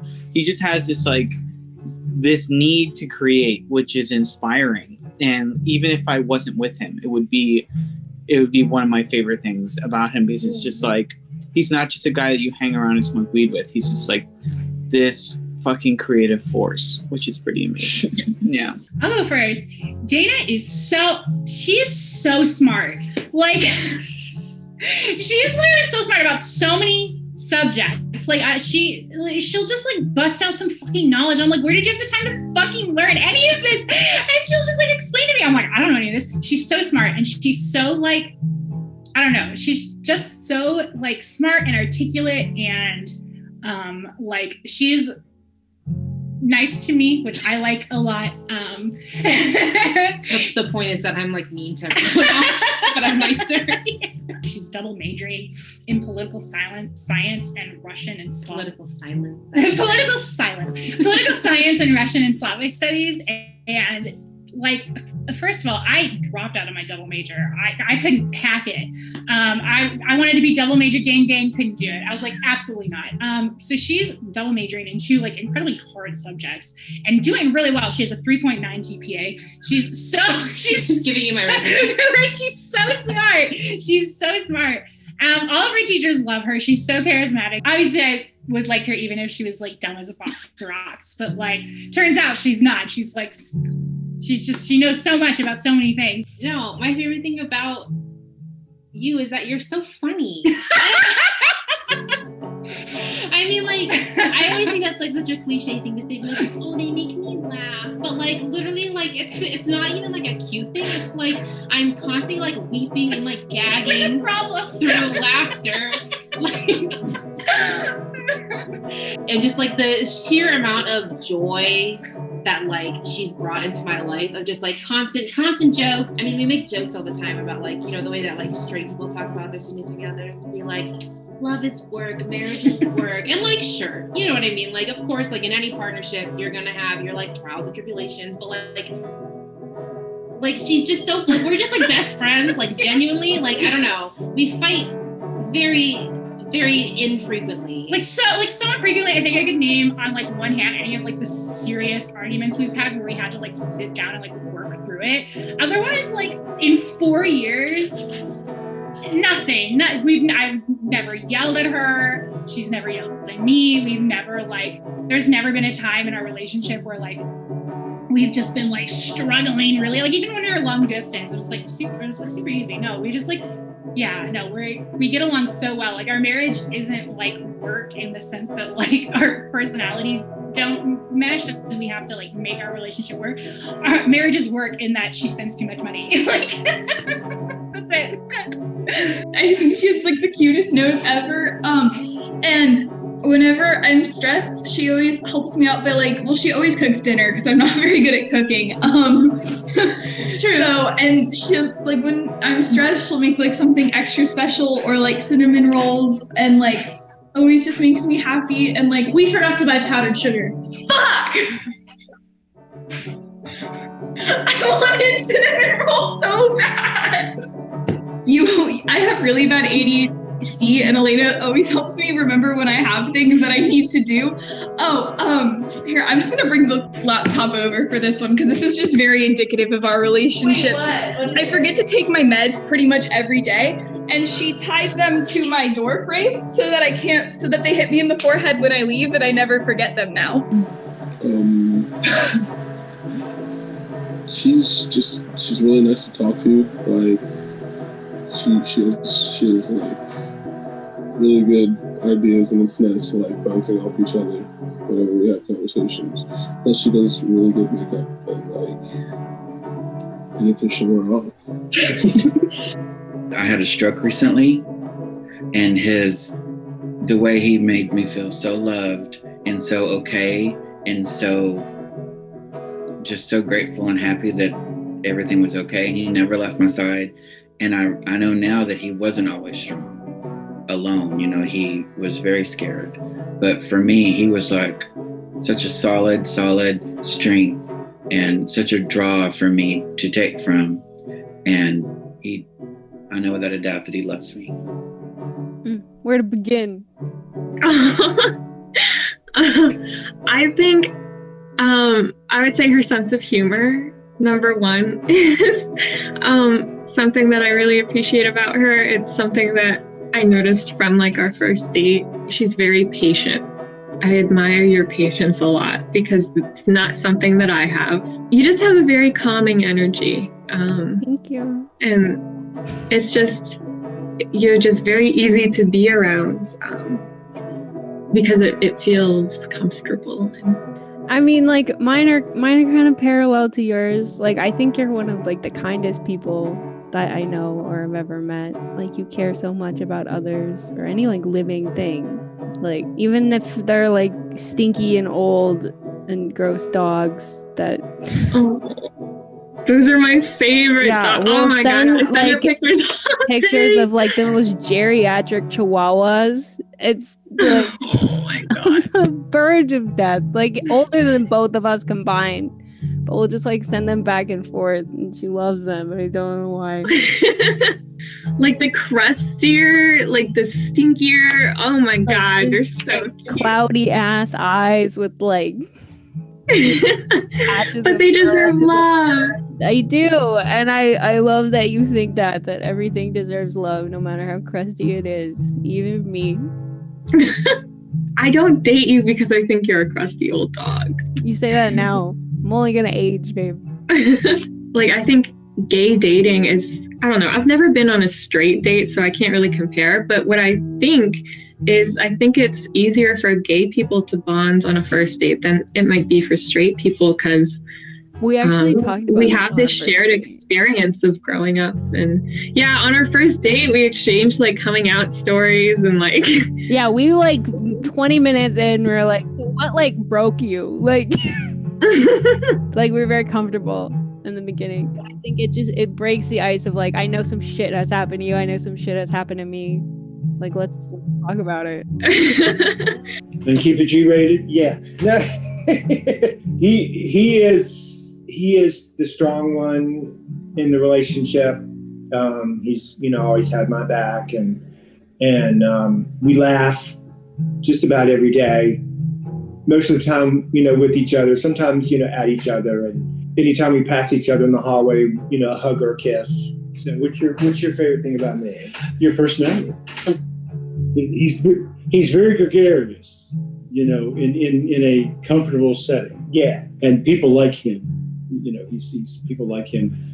They have to get in line behind me, but they people like him. He'll send me an email, at work, and I try to, if I'm not too busy, then I'll respond and let him know, oh, I stopped here on the way to work, and things are going pretty good, or they're going all to hell. And I know where he'll be at when he gets off work at 5 o'clock. I know where he's at. He's always waiting for me if the weather is appropriate. He's standing at the end of the driveway waiting for me. So, and he always sends me off, takes me out to the car and gives me a kiss goodbye and wishes me a good day, and so hoping that the straight neighbors will put their houses for sale so the gay folks move. Your ability to listen and specifically with me, like diffuse a situation. You are so patient, and that is something that I need a lot of, and you give it to me, and I appreciate it. No, don't. What is mine about you? You're physical and I just like all of you. Cool. So I can't narrow it.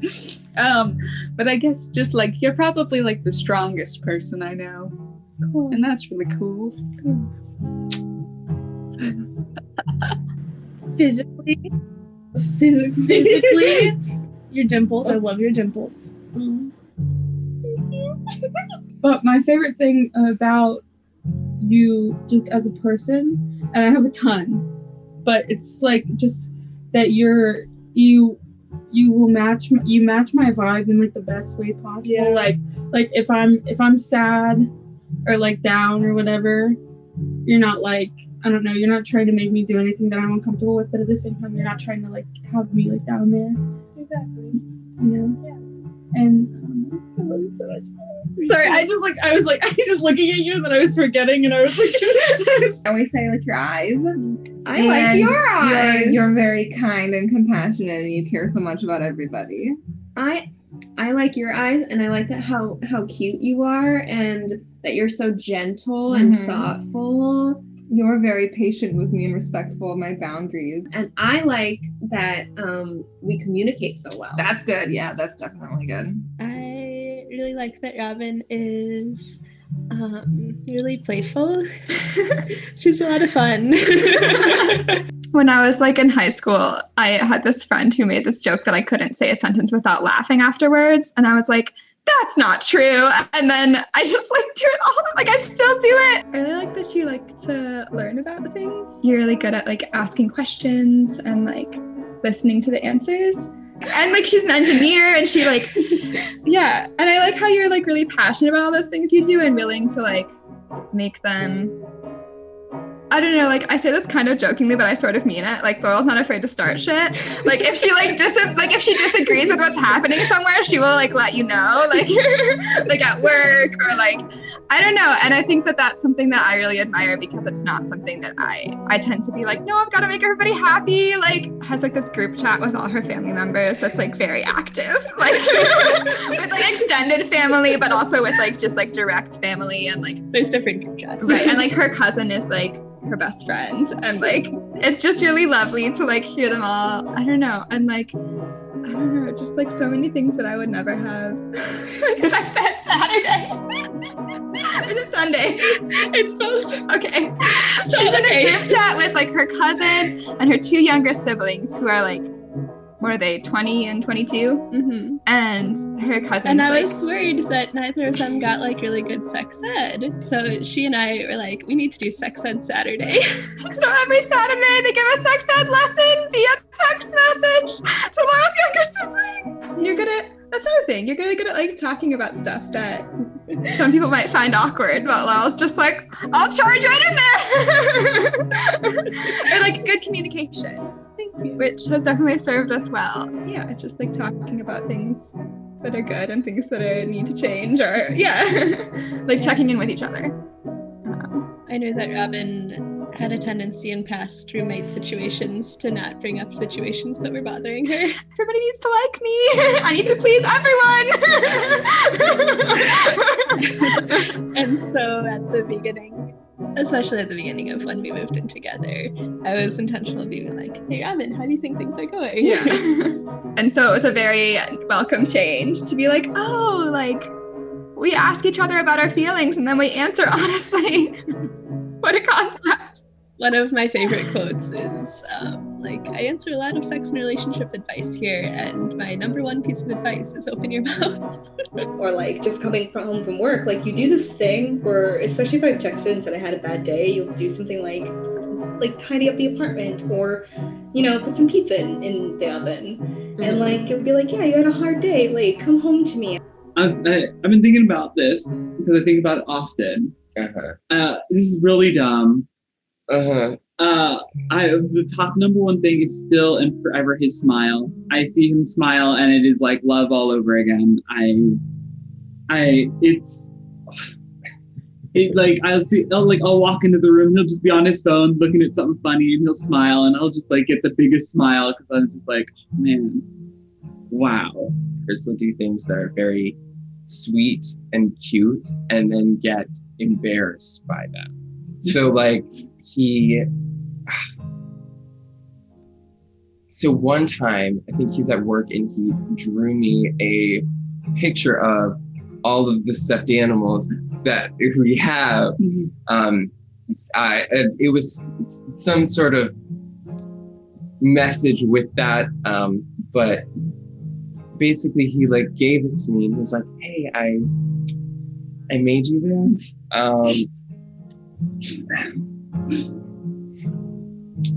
you know, like I really tried.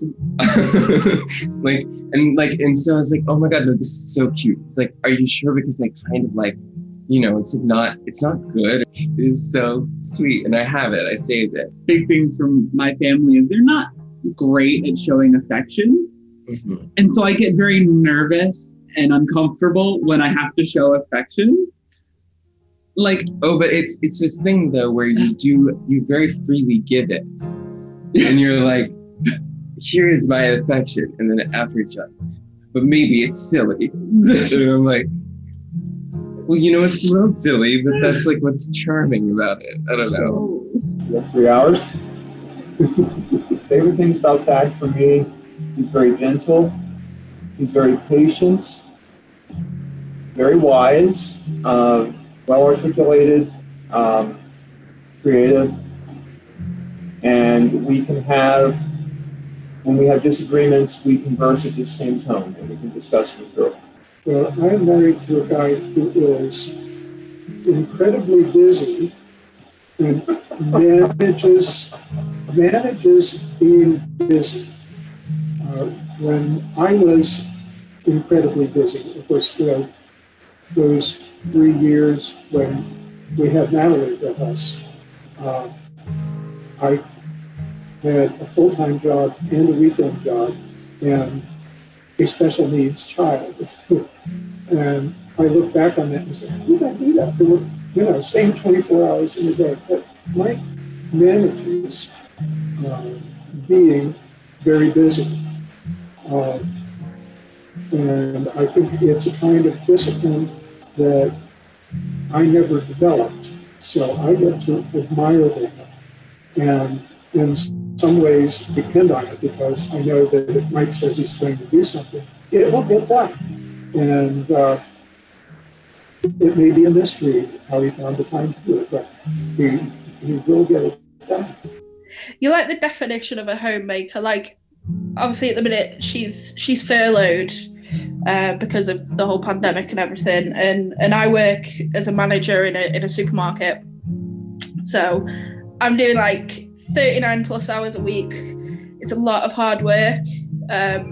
So I come home and the whole house has been tidied top to bottom, and you know, she's made food galore. And I get home and she's like, oh, can I do anything for you? I'm like, I'm really trying to whittle it down. I'm very funny. There's one. There you go. Smack me in the head. My favorite thing about her, she's violent. No. She couldn't hurt a fly, but like if I was getting harassed or something in work, she'd be like, I'm gonna go in there, I'm gonna fucking she'll like throw hands. I would. You would. But around me, you're so gentle and just kind and hold me accountable to like my actions without being rude about it. Like, you understand that I'm human and I'm fallible, and like not only that, I'm very, very dumbass. Like, you don't necessarily hold it against me. You're just like, well, you did something stupid, and while I still love you, it was stupid and you're gonna have to fix it. But you also give me the space to fix it, and like we communicate about it. So like I feel like I can grow and I'm not just being scolded, which is really nice. This whole thing is bonkers good. I don't think I ever thought our relationship would be anything like it is, but not in a bad way. Like, it's totally unexpected, but not negatively. You crying? Stupid. Actually, sorry. I think I entered the wrong Zoom call. Let me just... I think it's like ironically how like opposite we are. I think it's like two things, like how opposite we are and how we kind of like balance each other out, because I don't know, like when we first started dating, like I was like really like out there and you were very shy, and you know, I also tend to get frustrated really easily with a lot of things, and he's like always here for me to like just calm me down and just kind of like say like, hey, it's not that big of a deal, but Okay. Favorite thing I think is like her positivity and like always being able to like uplift me. And the same thing, like being like it's not that big of a deal when you get mad, but yeah, we get pretty frustrated of very small stuff. The stupidest things, like but yeah. It's like when you get frustrated, I calm you down. Yeah. And the opposite. Like we literally just switch each other out like all the time. Yeah, but it's good therapy, so it works. You challenge me and like I don't know, you make me want to be a better person. And so that's what like I really love about you, is because like I don't know, you're like so amazing, and then you like inspire everyone else, and you always like help everyone else, and then I like being there to like help you because I know you don't help yourself. For damn sure. So, you know, I like I like being able to like be there for you and be supportive. Tell her about this all the time. I do tell her about this all the time, and she never really like understands what I mean or like where I'm coming from, but I think she's a very brave person who has a lot of strength in her convictions, and is really very confident in her sense of like right and wrong, and not only that, but like also has the bravery to like act on that, which I certainly don't have.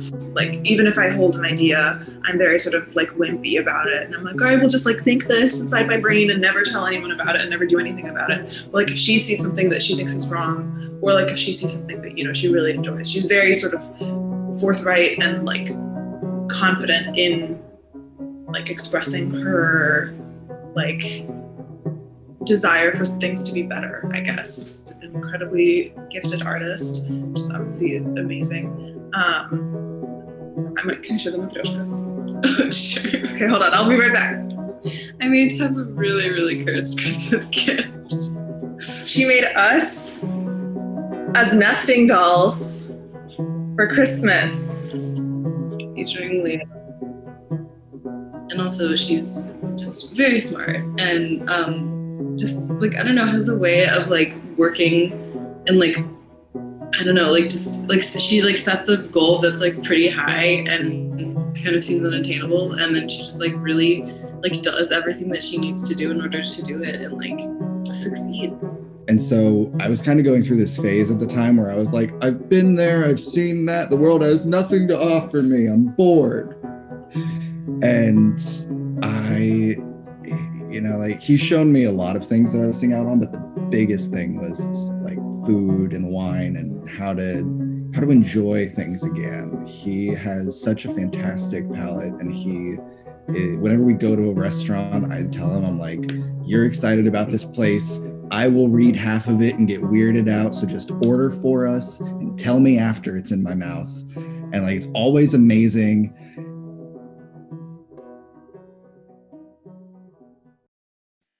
Oh, I just thought of something that I can say for the 6th secret bonus question that I wish I had said earlier, but I forgot, which is that something that I really love about us as a couple, we've been together for almost 6 years now, which is crazy. But as a result, you know, we were already pretty similar. We have only gotten more similar over the years. You know, even before we were living together, we would still have these moments of sort of like almost like telepathy, where we like really think the exact same thing at the exact same time. And like over quarantine, it got way worse. And you know, recently we said, like we were watching a movie together and we said the exact same sentence at the exact same time. It was like an observation. Yeah. And then one time we were in Paris, just walking along the street, and we stopped at a crosswalk, and both of us, out of the blue, for no reason, started humming the little song that French trains make. It's like a little like and we both just did it at the exact same time. And you know, several years ago, we both texted each other the same picture of a kitten at the same time that we had found in different places. So I think that's something that I really love about us, as well as how well we understand each other. That's true.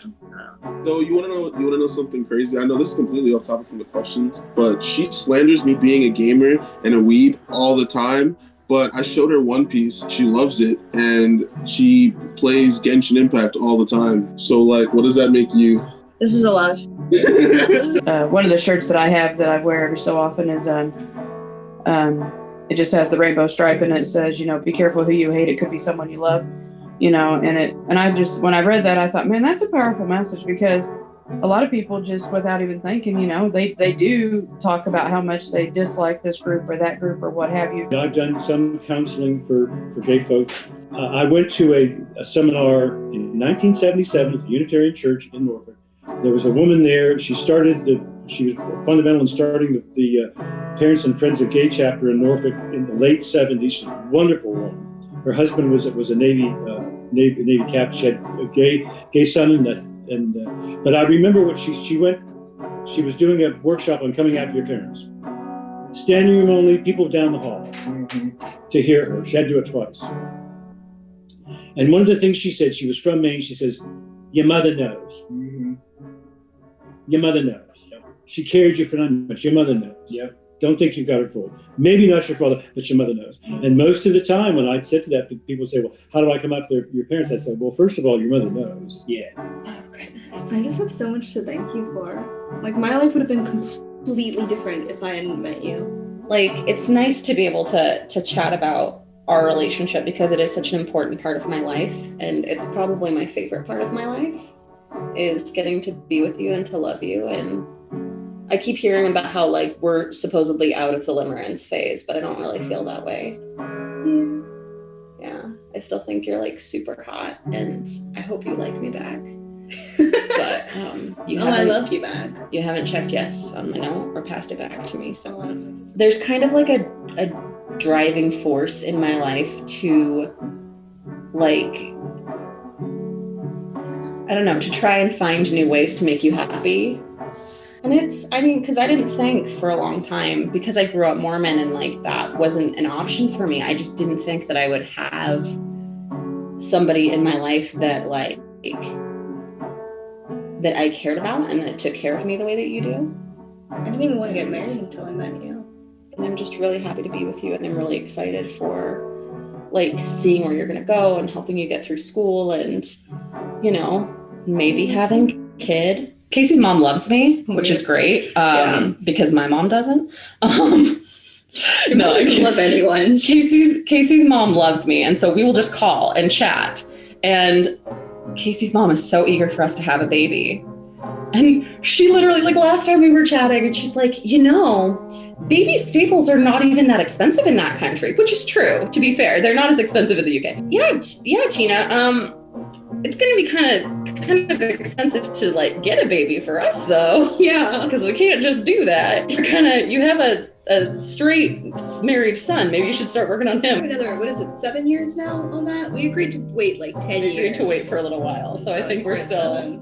On the topic of my big head. Please, no, let me tell this straight. So we have, like, this vernacular. We have this, like, kind of, like, vernacular in a relationship where, like, we say big and then something. So if the cat is sleeping on me, I'll say, "Oh, big on." The cat is on me. It's a big on. She's on me. So we're sitting in bed, and she leans her head on my shoulder, and I go, "Oh, big head." Which is something I'm already have a complex about. And she's like, "I can't believe you." No, one thing I will say though is we're both pretty lucky in that neither of our families have ever given any pushback.